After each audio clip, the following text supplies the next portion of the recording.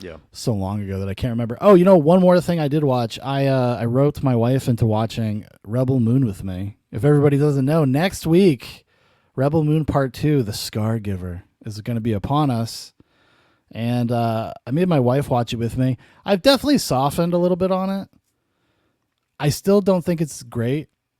I think it's it's way too fucking long. It feels like a TV show, like a miniseries. Like it feels like a miniseries with shit just cut out of it, which is essentially what is happening. Yeah. Because if you're going to release a 6-hour version of this in August, it's like, what can we just focus on making one good fucking movie?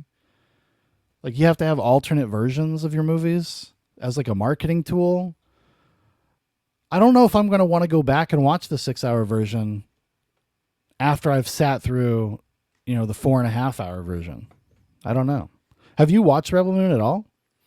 I still have not watched it yet, but Sophia Boutella is a 10 in my book, and that's all that matters. So That's all that matters. Yeah. I'll be curious to see what you think of it. If maybe when are you going to watch it? Are you going to Probably at some point? Have I you got been waiting for part 2, Jeremy? You're like, I can't watch part 1 without part 2. I'm not the most I love a lot of earlier Snyder stuff. I've not been that deep into the later input that he's been bringing out or output that he's been bringing out lately. But So what's your cutoff with Snyder? Dawn of the Dead? That's his first. no, I movie. yeah. I know. No, I guess it probably started with Batman v Superman, where I've seen some of those latter films, but at that point I just kind of caved off a bit. Which is a good segue into the news, guys, because our first news story involves one Zachary Snyder. Zachary Snyder is at it again, everybody. It's our first news story. Zack Snyder wants a chance to fix Sucker Punch. I have the footage already shot, bro. So he's making the claim, as he's one to do, that Warner Brothers is sitting on a bunch of footage that he would like to have access to again, so that he can recut the movie. They're never going to let him do this.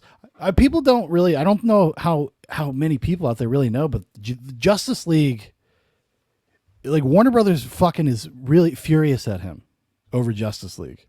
They gave him an extra $75 million to finish it. And I'd say I'm glad he got it. I liked the Zack Snyder's Justice League quite a bit myself. But the studio, there's no way, because Sucker Punch is also a Warner Brothers movie, they're not going to give him fucking money to go recut Sucker Punch for 10 people that want to see it.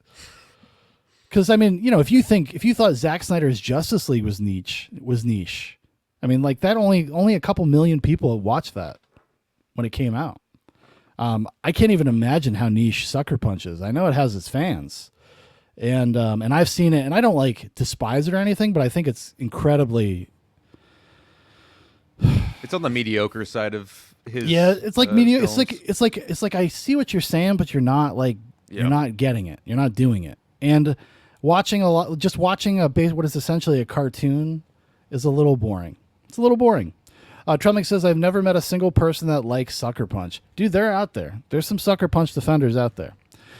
Yeah, so he just did a big interview with Empire because Scargiver is coming out. That's Rebel Moon Part 2, excuse me, The Scargiver. And he talked about it a little bit, and basically he just says that. He says, let me see here. I have the footage already shot. They just have to let me put it together, he says. We ask every now and then. We have to ask again. I think there has to be a window when no one's got the movie. Given the success of previous fan movements, we may see Zack Snyder's new and improved Sucker Punch one day. If they want to start a campaign, that's all right, he says. Your move, baby doll. Oh, my God. So that's kind of funny. I don't know. I don't have any interest in seeing another cut of of Sucker Punch, but I say that, and I would definitely watch it. Even though I don't right at this moment care at all about it, if it came out, I'd probably watch it for posterity. I've probably said this before on the show or somewhere else too. I have no disdain or dislike for a lot of what Snyder does. I just don't understand this hyper maximalist appeal to him. I guess it's just he definitely stands out as a visionary, but he's not anything like truly special, like in the grand scheme of cinema. If you want to, Well, he's trying to be like a myth builder. He's trying to Yeah. engage in like kind of the mythic art of storytelling. right? And he wants to be part of storytelling tradition. That's why I think a lot of his stories are very archetypal. I think that's on purpose, so that they actually fit into, like thematically, the stories that we've been telling each other over and over again for 2,000 years. I mean, Rebel Moon is like Star Wars, Yeah, and it's intentionally so. Like, it's not a mistake that it's like that. It's actually like he's doing that on purpose. It is an homage to that.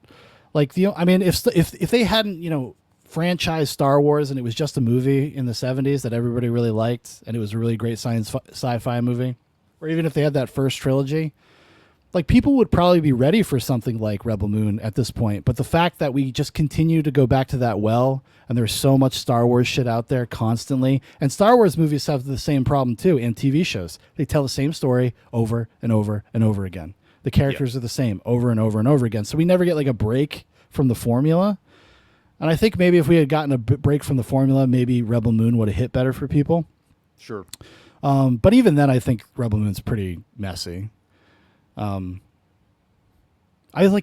things I like about it.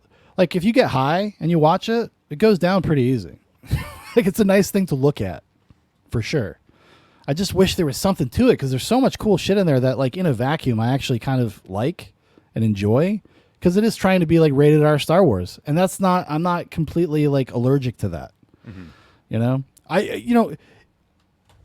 He's doing this.